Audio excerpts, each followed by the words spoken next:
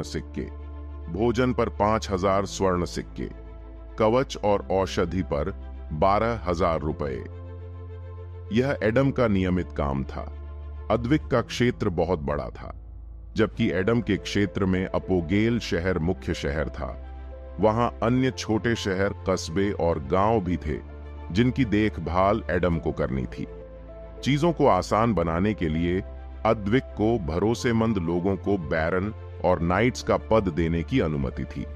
बैरन छोटे शहरों और कस्बों के प्रभारी थे, जबकि नाइट्स गांवों के प्रभारी थे। एडम के अधीन कुलीन लोग हर महीने उसे अपने बजट, अपनी आय और अन्य महत्वपूर्ण चीजों के बारे में रिपोर्ट देते थे। चूंकि एडम को 1 महीने से ज्यादा समय हो गया था, इसलिए उसके लिए बहुत सारा काम लंबित था। दस्तक, दस्तक। वॉल्टर, तुम अंदर आ सकते हो। एडम वॉल्टर की आभा को महसूस करने में सक्षम था। लकड़ी का दरवाजा खोलते ही बुजुर्ग धामा का जुड़वां भाई अंदर आया। यह वॉल्टर था। बुजुर्ग धामा के विपरीत वॉल्टर पहले से ही शादीशुदा था और उसका अपना परिवार था, लेकिन बुजुर्ग धामा की तुलना में वॉल्टर बहुत बूढ़ा दिखता था। उसके बाल सफेद थे और उसकी त्वचा झुर्रीदार थी। अगर बुजुर्ग धामा और वॉल्टर दोनों एक साथ खड़े होते तो कोई नहीं कहता कि वे दोनों जुड़वां हैं, क्योंकि बुजुर्ग धामा वर्तमान में 45 साल का दिखता है, जबकि वॉल्टर 59 साल के दादा जैसा दिखता है। वॉल्टर, मैं कुछ भी पीने के मूड में नहीं हूं, एडम ने वॉल्टर की ओर देखे बिना कहा। एडम ने अभी लगभग 30 मिनट पहले ही नाश्ता किया था। उसे अभी चाय या नाश्ते की कोई इच्छा नहीं थी। एडम ने सोचा कि वॉल्टर उसे चाय और कुछ नाश्ता देने के लिए यहां आया है। महाराज, ये चाय नाश्ते का मामला नहीं है, ये बहुत गंभीर मामला है। वॉल्टर आसानी से गंभीर होने वाला व्यक्ति नहीं था, लेकिन जब वह गंभीर हो जाता था तो इसका मतलब होता था कि कुछ बहुत गंभीर हुआ है। वॉल्टर की गंभीर आवाज सुनकर एडम ने तुरंत अपना पूरा ध्यान वॉल्टर की ओर लगाया। क्या हुआ? वॉल्टर बहुत गंभीर लग रहा था, साथ ही वह बहुत उदास भी था। वॉल्टर इस तरह का चेहरा तभी बनाता है जब कुछ बहुत बुरा या बहुत चौंकाने वाला हुआ हो, और एडम ने वॉल्टर का यह चेहरा अपने पूरे जीवन में सिर्फ कुछ ही बार देखा है। महाराज, मुझे लगता है कि यह बेहतर होगा यदि महामाया भी यहां हो। महामाया को भी यह सुनना चाहिए। ठीक है, कोई सोफिया को यहां बुलाए, एडम ने ऊंची आवाज में कहा। कुछ मिनट बाद सोफिया एडम के बगल में बैठी थी और वॉल्टर को देख रही थी। वॉल्टर, क्या बात है? तुम हमें परेशान कर रहे हो। महाराज, कल एक बहुत ही चौंकाने वाली घटना घटी और यह उग्रसेन साम्राज्य से संबंधित है। वासु। ये सुनकर सोफिया और एडम दोनों हैरान हो गए कि वासु ने इस बार क्या किया है। उन्हें उस बर्फीले टूटे हुए खंडहर की दुनिया से लौटे हुए सिर्फ 1 दिन ही हुआ था। एडम को लगा कि वासु सब कुछ आसानी से ले लेगा, लेकिन लगता है कि वह गलत था। महाराज, आपको ड्रैगन स्लेयर गिल्ड के बारे में पता होना चाहिए और कैसे उन्होंने अपने सदस्यों को वासु को मारने के लिए भेजा, जिस पर एडम और सोफिया ने अपना सिर हिलाया। कल उग्रसेन सम्राट व्यक्तिगत रूप से ड्रैगन स्लेयर गिल्ड के पास गया और सब कुछ नष्ट कर दिया। ड्रैगन स्लेयर गिल्ड से किसी को भी नहीं बख्शा गया, लेकिन यह तो बस शुरुआत थी। एडम और सोफिया दोनों ने गहरी हैरानी में अपनी आंखें चौड़ी कर लीं। दोनों को पता था कि वासु ने सीधे तौर पर ऑनरेकल अलायंस के साथ खिलवाड़ किया है। एडम और सोफिया को पता था कि वे अनुमान लगा लेंगे कि ऑनरेकल अलायंस किस तरह से जवाबी कार्रवाई करने वाला है। महामहिम वासु यहीं नहीं रुके। जब इकोनेक्सस साम्राज्य के राजकुमार ने उन्हें रोकने की कोशिश की, तो वासु ने लुइस को पकड़ लिया और उसे जेल में डाल दिया। उसी रात महामहिम ने 3 पश्चिमी साम्राज्यों को नष्ट कर दिया और उन तीनों साम्राज्यों पर पूर्ण नियंत्रण प्राप्त कर लिया। अब शैडो आइलैंड साम्राज्य, केजिया साम्राज्य और निवेन साम्राज्य इस तारिन साम्राज्य का एक क्षेत्र बन गए हैं। हिस्स, ये सब सुनकर एडम और सोफिया दोनों कांप उठे। ये सब उनके लिए एक बार में बर्दाश्त करना बहुत मुश्किल था।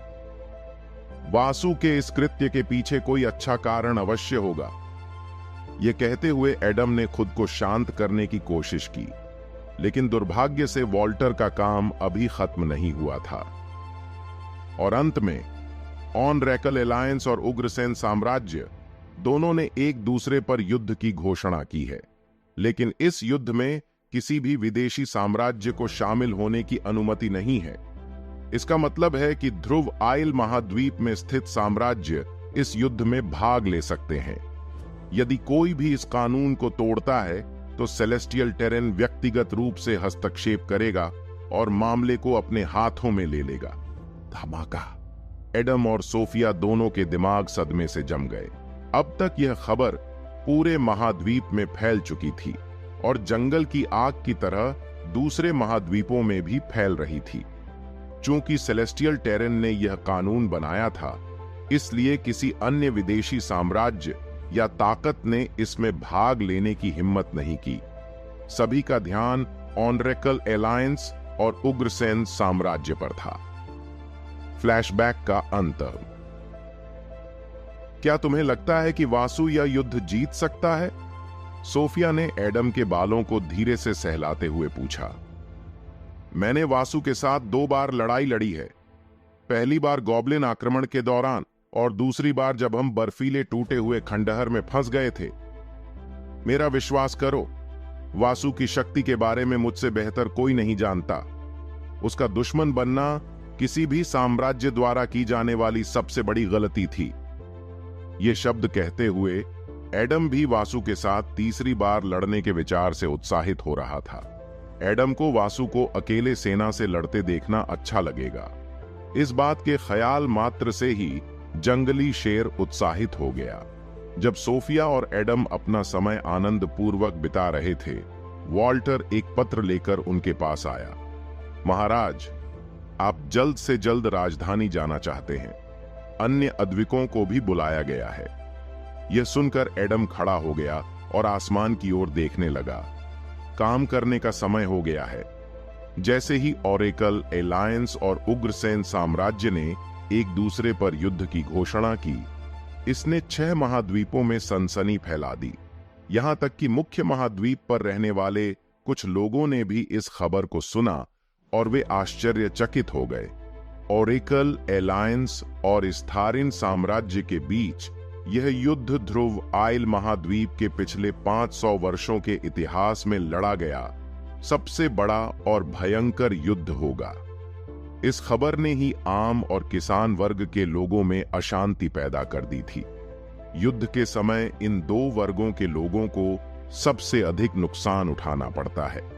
सौभाग्य से उग्रसेन साम्राज्य के नागरिक इतने चिंतित नहीं थे। यह पहली बार नहीं था जब उनके सम्राट ने किसी दूसरे बड़े साम्राज्य के साथ युद्ध किया हो। वास्तव में उग्रसेन साम्राज्य ने युद्ध इस तरह से लड़े कि आम और किसान वर्ग के लोग युद्ध के प्रभाव को महसूस भी नहीं कर सके। आमतौर पर जब युद्ध होता है तो वस्तुओं की कीमतें बढ़ जाती हैं, जिसका साम्राज्य के भीतर आम और किसान वर्ग की आबादी पर बहुत बुरा असर पड़ता है। साथ ही युद्ध जारी रखने के लिए पर्याप्त धन जुटाने के लिए साम्राज्य कर बढ़ाने में संकोच नहीं करेगा। युद्ध के दौरान और उसके बाद किसी साम्राज्य की अर्थव्यवस्था पर विनाशकारी प्रभाव पड़ सकता है। किसी समुदाय या साम्राज्य की रोजमर्रा की गतिविधियां बाधित हो सकती हैं और संपत्तियों को नुकसान पहुंच सकता है। जब लोग बेतरतीब ढंग से विस्थापित हो जाते हैं तो वे काम करना या अपना व्यवसाय चालू नहीं रख पाते, जिससे संबंधित साम्राज्य की अर्थव्यवस्था को नुकसान पहुंचता है। साम्राज्य युद्ध प्रयासों के लिए धन का उपयोग करने का निर्णय लेता है, जिससे अन्य संस्थानों के पास बहुत कम या कोई उपलब्ध बजट नहीं रह जाता। लेकिन उग्रसेन साम्राज्य में वस्तुओं की कीमतें कभी नहीं बढ़ीं। ये हमेशा एक जैसी ही रहीं। कर नहीं बढ़ाया गया, किसी भी संपत्ति को कभी नुकसान नहीं पहुंचाया गया। लोगों को एक शहर से दूसरे शहर जाने के लिए मजबूर नहीं किया गया, और अगर ऐसी कोई स्थिति आती भी थी तो साम्राज्य राहत राशि भेजता था। ध्रुव आइल महाद्वीप के हर साम्राज्य और राज्य को एक रुख अपनाना था, सभी को एक पक्ष चुनना था।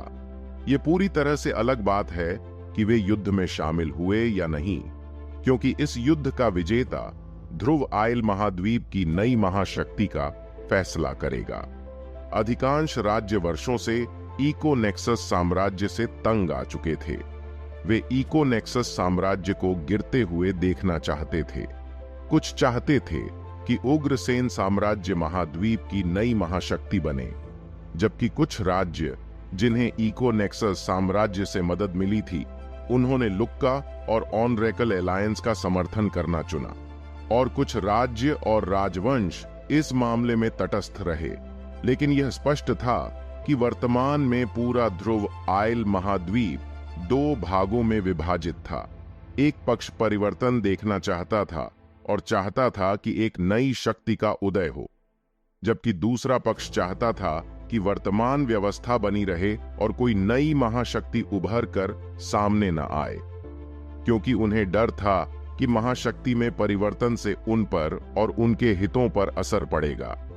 इन सब में हेफेस्टस साम्राज्य, जो पहले एक साम्राज्य हुआ करता था लेकिन इकोनेक्सस साम्राज्य द्वारा नष्ट कर दिया गया था, और ऑनरेकल एलायंस ने खुले तौर पर उग्रसेन साम्राज्य का समर्थन किया था।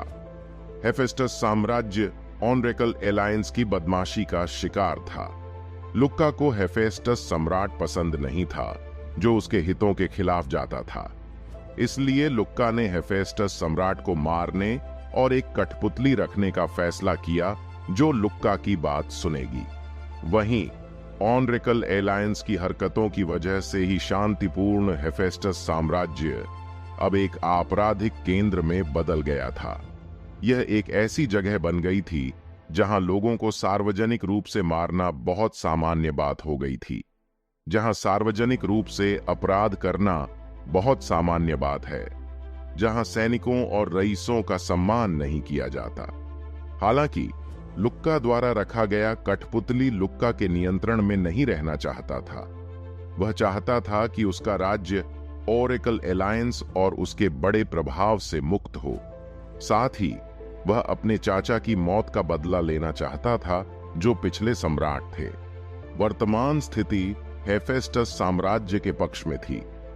पश्चिमी साम्राज्य में करीब 1.5 महीने पहले मिस्ट ओशन एम्पायर की राजकुमारी को एजलेस आइलैंड्स एम्पायर के कमांडर ने अगवा कर लिया था। जब उसे पता चला कि उसकी इकलौती बेटी और परिवार के सदस्य को उसके प्रतिद्वंद्वी के कमांडर ने अगवा कर लिया है, तो मिस्ट ओशन सम्राट गुस्से में आ गया और उसने अपनी बेटी को वापस देने की मांग की। 1 घंटे बाद उसे पता चला कि उसकी बेटी को मार दिया गया है।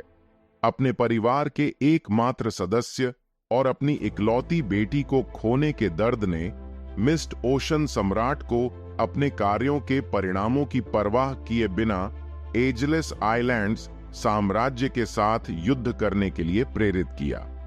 उसे इस बात की परवाह नहीं थी कि उसका युद्ध उसके लोगों को प्रभावित करने वाला है।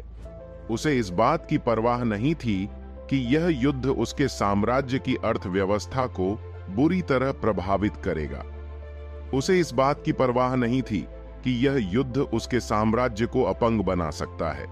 उसे बस बदला लेने की परवाह थी। जब से मिस्ट ओशन एम्पायर और एजलेस एम्पायर के बीच युद्ध शुरू हुआ, 2 अन्य साम्राज्य भी इसमें कूद पड़े। वे 2 साम्राज्य थे, क्लाउड अर्थ एम्पायर और स्टॉर्म एम्पायर। दोनों साम्राज्य सदियों से एक दूसरे के बड़े प्रतिद्वंद्वी थे। मिस्ट ओशन एम्पायर को क्लाउड अर्थ एम्पायर का समर्थन प्राप्त था, जबकि एजलेस आइलैंड्स एम्पायर को स्टॉर्म एम्पायर का समर्थन प्राप्त था।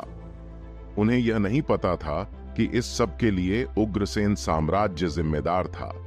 चूंकि सभी 7 पश्चिमी साम्राज्य उग्रसेन साम्राज्य को खत्म करने के लिए अपनी सैन्य शक्ति को एकजुट करने की योजना बना रहे थे, इसलिए वासु ने उनके बीच एक बड़ी गलतफहमी पैदा कर दी और जिसके कारण युद्ध शुरू हो गया। और वासु इसके लिए दोषी नहीं था, उसने बस समझदारी से खेल खेला। हर बीतते दिन के साथ युद्ध और भी खतरनाक होता गया। हर बीतते दिन के साथ और भी ज्यादा लोग मारे गए।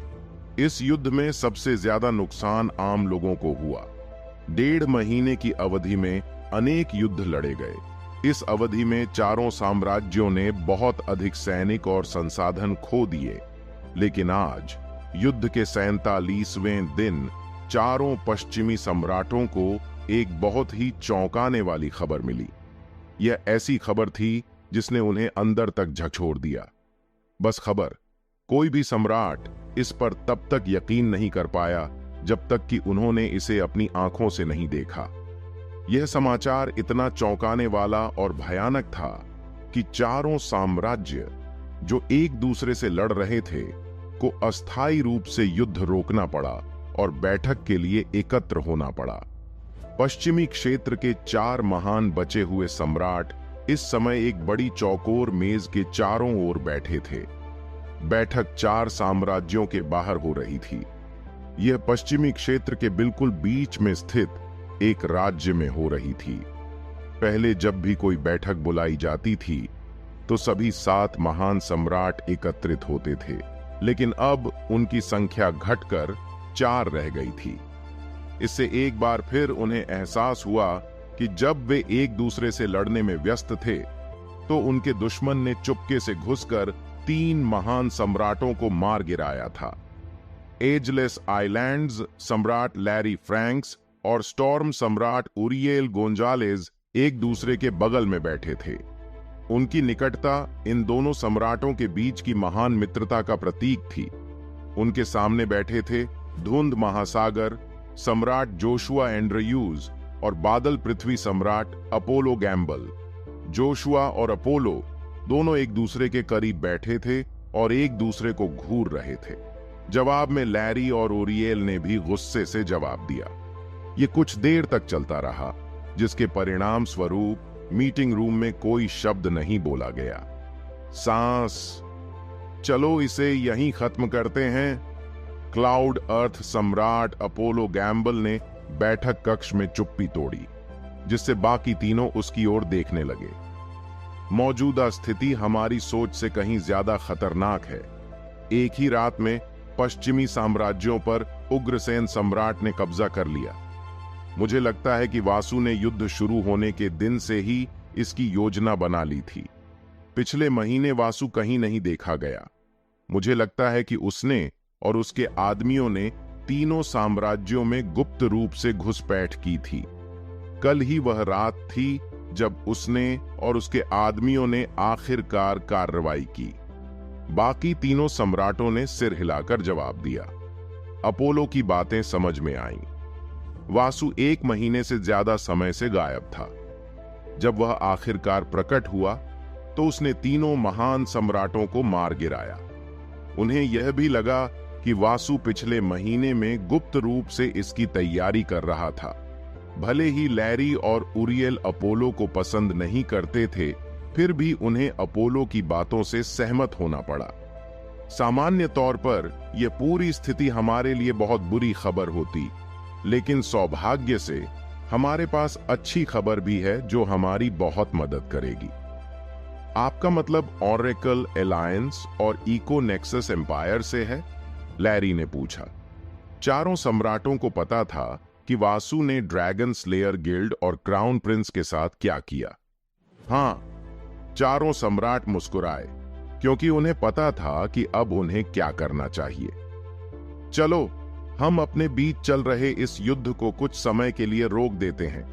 अभी के लिए आइए हम अपनी सेना के साथ मिलकर इको नेक्सस साम्राज्य और ऑरेकल एलायंस की मदद से इस तारिन साम्राज्य को खत्म करें। फिर हम अपने मामले खुद सुलझा सकते हैं। बाकी 3 सम्राटों ने सहमति में सिर हिलाया। इस प्रकार चारों सम्राटों के बीच एक समझौता हुआ। इको डोमिनियन साम्राज्य के सिंहासन कक्ष में 14 संगमरमर के स्तंभों में से प्रत्येक के चारों ओर पतली अंगीठियां सिंहासन कक्ष के हर हिस्से को रोशन करती हैं और हॉल को नारंगी रंग की नाचती हुई चमक में नहला देती है। गोल छत पर रत्न जड़े हुए रण टिमटिमाती रोशनी में नाचते हैं, जबकि गॉर्गोयल इस भव्य हॉल के चूना पत्थर के फर्श पर नीचे देखते हैं। सिंहासन से लेकर दरवाजों तक लैवेंडर रंग का गलीचा बिछा हुआ है और हॉल के दोनों ओर छोटे छोटे गलीचे भी लगे हुए हैं, जबकि दीवारों से सजे हुए रजाई वाले बैनर लटके हुए हैं। प्रत्येक बैनर के बीच मोमबत्तियों से भरी एक छोटी वेदी है। वे सभी जल चुकी हैं और बदले में उनके नीचे साम्राज्य के नायकों और राजाओं के चित्रण को रोशन करती हैं। पतली खिड़कियों पर बैनरों के समान लैवेंडर रंग के पर्दे लगे हैं। पर्दों को चमकीले कोनों और रत्नों से सजाया गया है।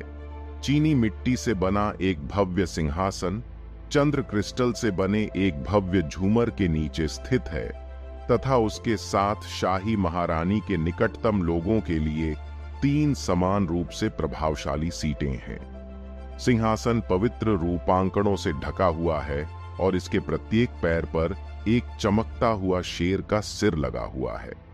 मुलायम तकिए हल्के लैवेंडर रंग के हैं और इन्हें भी सजावटी किनारों से सजाया गया है।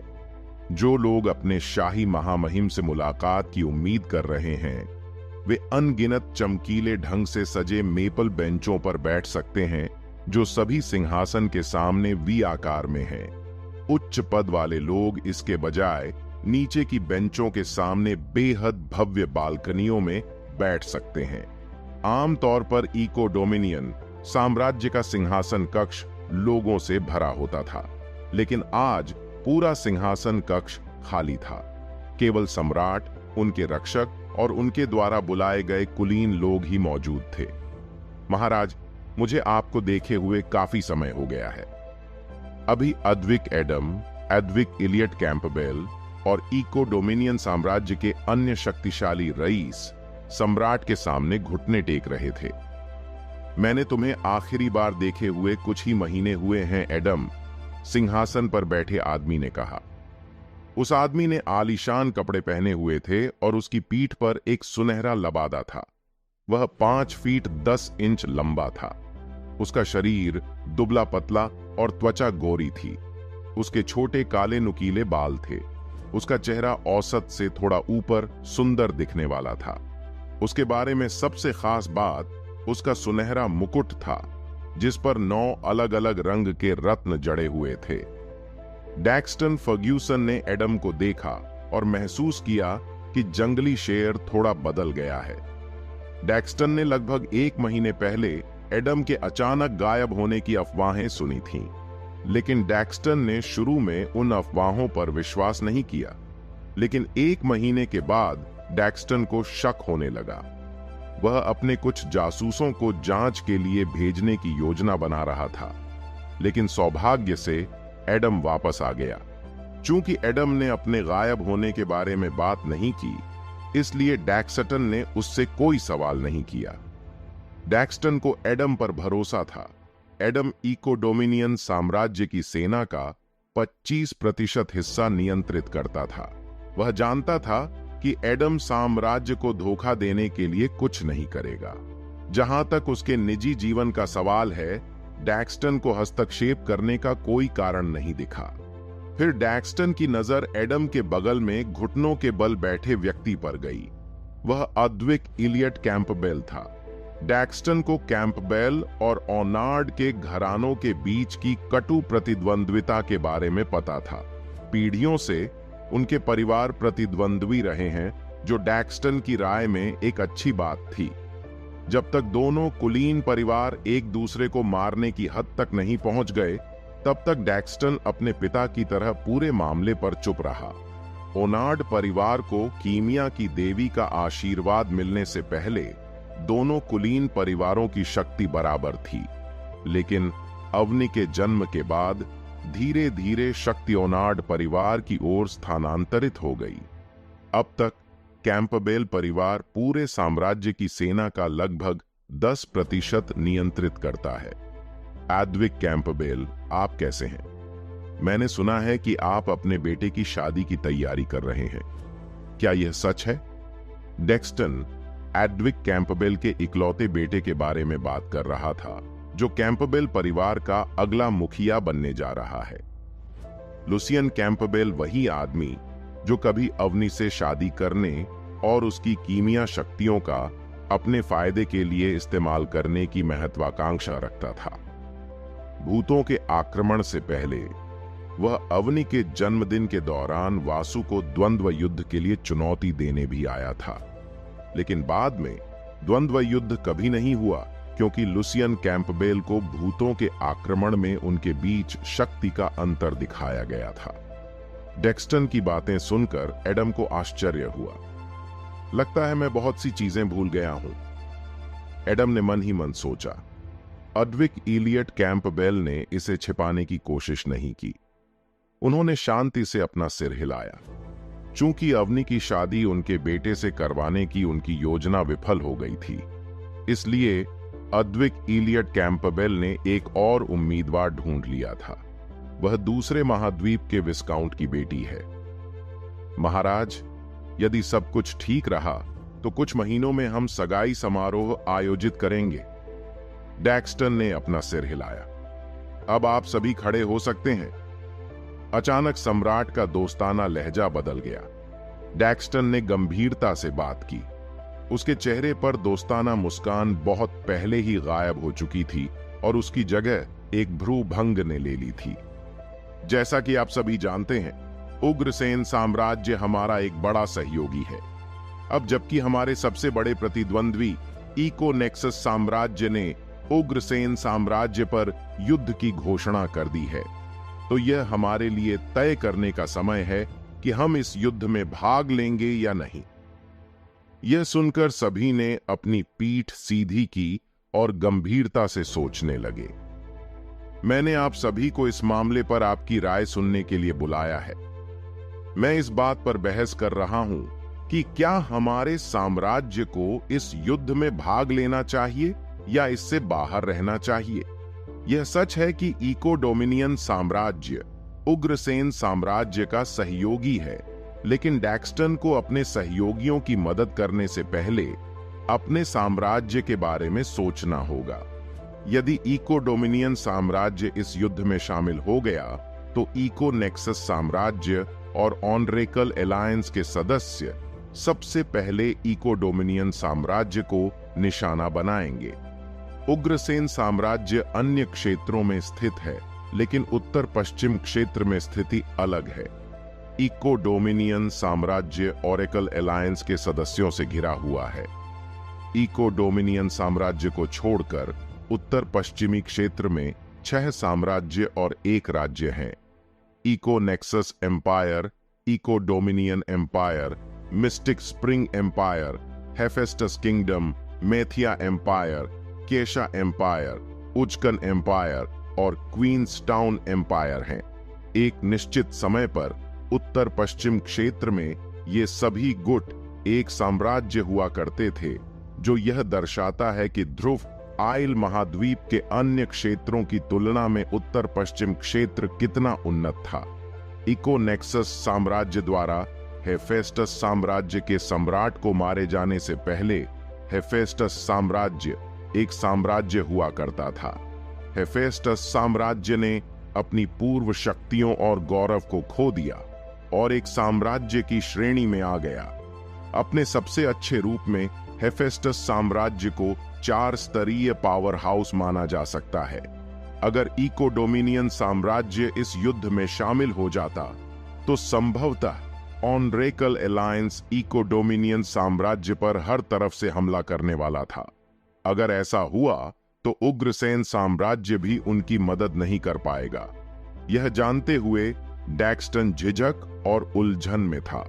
हालांकि वह उग्रसेन साम्राज्य की मदद करना चाहता था, लेकिन उसे लगा कि उसका साम्राज्य युद्ध का मैदान बन जाएगा और डेक्स्टन को यकीन नहीं था कि उसका साम्राज्य हर तरफ से होने वाले हमलों का सामना कर सकता है या नहीं।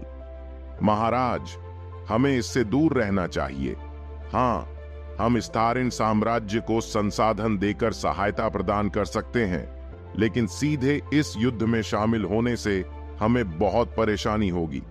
मुझे नहीं लगता कि वर्तमान साम्राज्य सभी तरफ से हमले का सामना कर सकता है। अद्विक कैंपबेल ने अपनी राय व्यक्त की। यह सुनकर डैक्स्टन ने गहराई से सोचना शुरू कर दिया। वह डैक्सटन के विचार पर विचार कर रहा था। उसका एक हिस्सा वह करना चाहता था जो कैंपबेल ने उसे सुझाया था, लेकिन उसका एक हिस्सा ऐसा करने से हिचकिचा रहा था। महाराज, मुझे लगता है कि हमें इस युद्ध में शामिल होना चाहिए। मेरा विश्वास करें, जब मैं कहता हूं कि उग्रसेन साम्राज्य जीतने जा रहा है तो मैं झूठ नहीं बोल रहा हूं। मैंने देखा है कि साम्राज्य क्या करने में सक्षम है।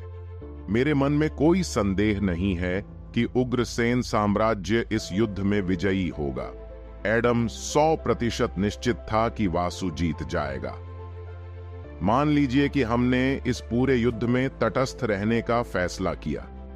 चूंकि हमने उनके सहयोगी के रूप में इस युद्ध के दौरान उनकी मदद नहीं की थी, इसलिए उग्रसेन साम्राज्य और हमारे साम्राज्य के बीच संबंध बहुत खराब हो जाएंगे।